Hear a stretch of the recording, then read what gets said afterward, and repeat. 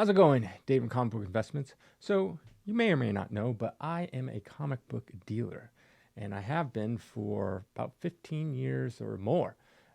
Full-time job, that's what I do every single day. And also, I grew up in this. My dad was a comic book dealer back in the 80s and 90s, so I have a lot of experience.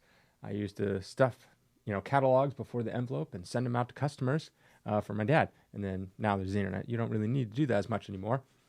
But as a comic book dealer, I figured I've done this every year, but I figured I will predict how the comic book market is going to go. Now, I don't have a crystal ball, and it's literally just my gut feeling, but I'll give you my reasons why and talk about some numbers and facts and figures, and maybe you will agree with me. Before we get into 2025 and how it's going to go, we have to talk about how we got here because this is not a standard year. It hasn't been standard in comic books for almost 5 years. It's been quite a ride. Now, in about 2021, we saw a massive influx of money. Now, that had to do with the stimulus checks. It had to do with interest rates being basically down to nothing and people funding lots of different companies. And so now they had millions and millions of dollars in funding. And what that did is influxed a ton of money into the collectible space, not just comic books, but cards, Pokemon cards, sports cards, other collectible items. And we saw massive swings up in price. If you just look at these graphs, you can see it's just coming along, just normal 5 to 10% gain per year. And then all of a sudden, within a couple months, it shoots 3x. And that is crazy.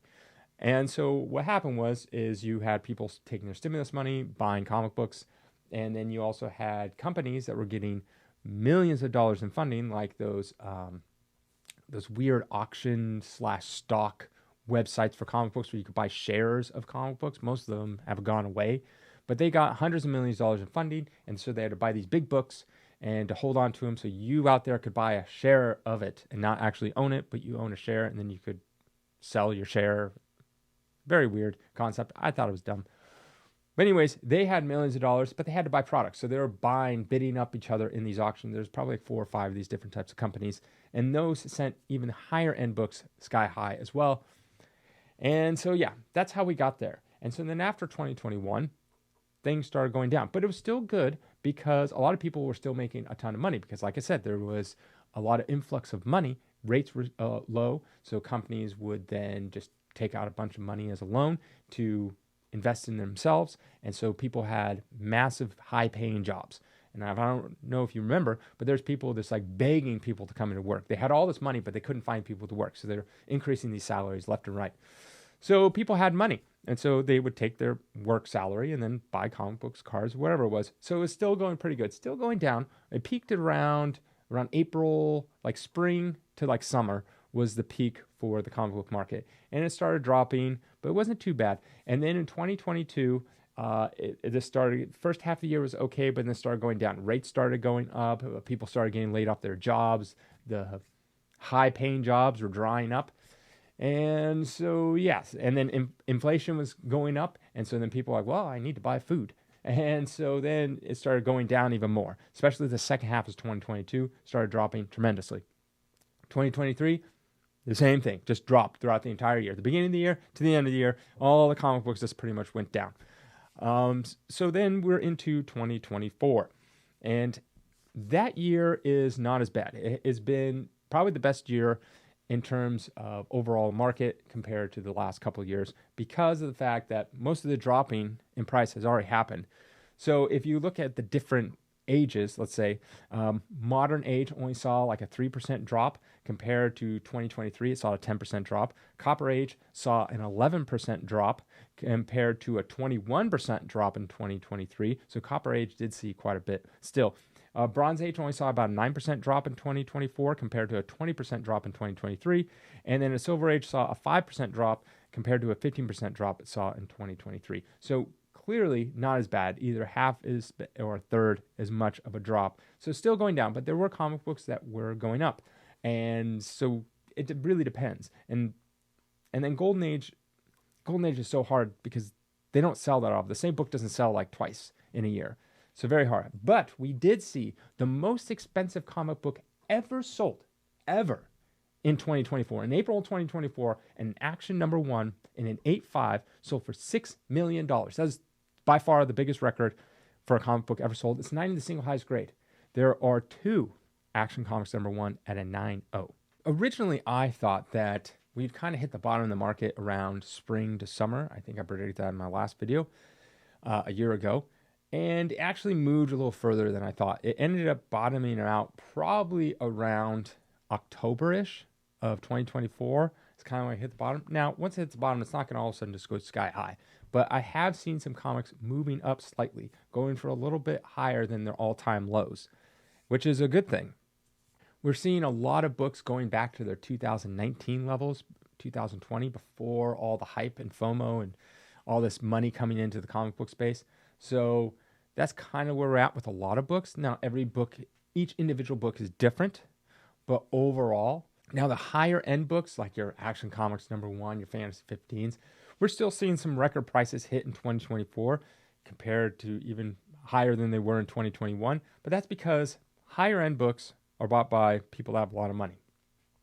Now, they're not hit the same way by the economy as you and I are, because let's say your rent goes up, or you have a mortgage and you're going to get a mortgage and your interest rates are higher. Well, when you're rich, you don't have to deal with that. You probably bought your house in cash, or it's all paid off.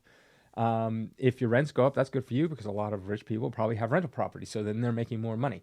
And then the stocks are at an all-time high. So a lot of rich people have money in stocks. So they're not really seeing the same hit as an average person. The inflation doesn't hit them the same because they have hard assets, and their assets are always going up. Like homes are going up, everything's going up for them. So they actually have more money than they did before. So buying a $6 million Action #1, is a lot of money, but to someone who's rich, they're richer than they were in 2021. So So high end stuff, we saw a lot of record prices in all collectibles, like the ruby red slippers from Dorothy, Wizard of Oz, sold for $32 million. So there's people out there, when you have money and you're rich like that, now you're even richer. But the average person, they're dealing with a lot of other things. So I'm going to predict each category and what I think is going to happen in each category. So let's go in the Golden Age. Golden Age is really hard because they don't sell that often. But overall, I think 2025 will be a fine year, because Golden Age didn't really see a huge comic boom like something like Copper and Modern, where it just went sky high, 3-4x in a few months. That didn't happen with like the Golden Age. It just went up slightly, and I think it's kind of on this trajectory of like this. So I think 2025 for Golden Age will be fine, especially if you have more obscure Golden Age book or just not a very high demand key. It will be fine. You'll get the same price, if not more, than you would in 2021. So if you have just a later issue Batman or Superman, you'll probably sell it at maybe a record price, or what they normally sell for, because they didn't see like a 3x in 2021 and now they've dropped way down. They've pretty much been steady inclining for years and years. And high-end keys like the Action #1s, that's really depending on who's watching those auctions. So they'll put one, like I said, they only sell like 3 times a year in Action #1 and random grades. So you put in an auction, it's like who's bidding on that particular moment. And yeah, you can see a record price like that $6 million one, or you can see one that drops quite a bit because just the right people watching weren't watching. In Silver Age, for 2025, like I said, it only dropped about 5% from the top keys from the beginning of 2024 to the end of 2024. I think 2025 will be kind of an even year for Silver Age, with the top keys could be selling for pretty high prices, could be, selling for moderate prices. But overall, I think it will just kind of be a middle year, maybe a slight increase. For 2025, I think it will be a leveling out year. In 2024, from the beginning of the year to the end of the year, we saw a 9% loss for bronze. But in 2023, that was a 20% loss for the same keys. So 2025, I don't think it will be a loss. It'll be kind of even out. You're going to have some that will be maybe a loss for a year, but some that will be a gain, and probably some have a moderate to nice gain. Now with Copper Age, this category, we saw the biggest loss out of all the categories from 2024, the beginning to the end of the year. It saw 11% loss. In 2023, that was a 21% loss, so still dropping. This one's going to be all over the place, to be honest. You're going to have some that will go up. You're going to have some that are going to go down. It'll just be, I don't know, it's going to be all over the place, but I expect overall it's still going to be a slight loss. So I expect if you tag the beginning of this year of 2025 to the end of 2025, took the same top 10 keys, it'll probably be a loss of like, I don't know, 3 to 5%, maybe 6% of all those books. Some gaining, some losing, of course. So kind of up in the air. With Modern Age, you saw only a 3% loss for 2024, the beginning to the end of the year. In 2023 is a 10% loss. So this is kind of it really depends on the book. With Modern Ages, this is a lot of books. There's a lot of books. And it's hard to say like, oh, it's going to gain, because then you could tie that gain that I just said to a random brand new book. And we all know how random brand new books end up. As soon as they're out of the gate, they go for the highest price, and then they slowly drop throughout the year. But if you take the top 10, of modern age books, I could see a slight gain with some losing, but not terribly as much, because most of the losses that have already happened on the books that are going down have already gone down. So like your Ultimate Fallout 4s, Edge of Spider-Verse, most of those losses have already happened. Not saying they can't lose from the beginning of 2025 to the end of 25, but it just won't be as bad. Now for my overall outlook of the comic book space in 2025, I think the worst is behind us. I think we're nearly out of the woods. We can see ourselves in the open field. It's getting pretty close. I just don't see most of the dropping in price has already happened. It's the worst of it is all behind us. So we don't really have to worry about that. So if you're thinking about jumping in to the comic book space, or rebuying or buying more, you should be totally fine. I don't think this is going to be something where you buy a book and you lose 30 to 50% on the year. Not going to happen. I mean, depending on the book you buy. But for the most part, you'll be totally fine. I think certain books and certain categories are going to see an uptick in price. Now, we're not going to go back to 2021 where all of a sudden you buy a book and then a couple months later it's 3x. That's not happening. But if you looked at the space of comic books as a whole and took basically from a 10-year period outside of 2021, pick any 10-year period, say 2010 to 2020, you saw a moderate gain of maybe 5 to 10% a year, maybe 2%. This is a slight gain. Some years it'd be down a little bit, and then it'd rebound the following years, something like that. So that's where you're going to see what's going to happen. For years, that's how most of the time it always was. I remember my dad years ago, when he'd have his catalog, he would try not to sell right before the Overstreet Price Guide came. A lot of you don't know what that is, but the Overstreet Price Guide was a guide that told you how much your comic book was worth, and it came out once a year. And so my dad would try to stop selling before it came out and wait a couple months, because then when it came out, you could raise your prices because everything was based off the guide. That's what everyone went off. You went off the guide. So he would be like, oh, I'm going to stop selling for a couple of months because the new guide's going to come out and I could raise my prices, whatever it was. And he said the prices would always go up maybe 2 to 5% a year. And that's kind of like how it was for years and years and years. There's the Wizard price guide that came out, which would tell month to month the more hot books. And so those had bigger swings in value, but it was more on the newer stuff.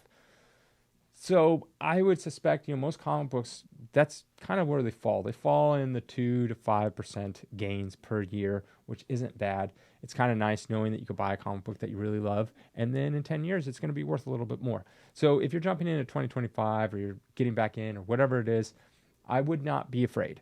I would not be afraid that you're going to lose all this money. Now, it depends on the comic book you buy, of course. But overall, I think you should be fine. If you jump into those big Silver Age keys, you're not going to see a big loss. Obviously, you got to make sure that you buy it at a good price. You don't want to all of a sudden way overpay for something, because then I can't help you there. But let me know your thoughts. Let me know what you predict the 2025 market is going to be like for comic books. Have a great day.